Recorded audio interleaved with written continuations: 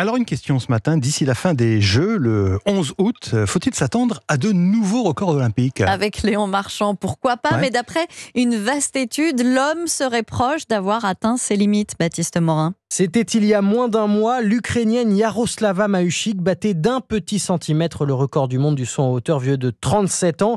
La preuve d'une raréfaction des records pour le professeur Jean-François Toussaint, directeur de l'Institut de recherche biomédicale et d'épidémiologie du sport. On a une progression annuelle qui est extraordinairement faible, alors que ce record était battu d'1 centimètre chaque année dans les années 50 et les années 60. Selon l'analyse des performances depuis 1896, les records atteindront leurs limites à l'horizon 2060. De fait, de nombreuses marques tardent à être battues, certaines entachées par le dopage, mais pas seulement. Malgré toutes les optimisations, on arrive là à des limites qui commencent à apparaître de façon très importante. Est-ce pour autant déjà la fin des records ? Non, et ce grâce à la génétique, explique Jean-François Toussaint. C'est aussi le cas évidemment de Léon Marchand, fils d'une grande championne et d'un Olympien. La sélection biométrique, morphométrique et génétique apparaît comme un des éléments majeurs. Et puis il y a les progrès technologiques.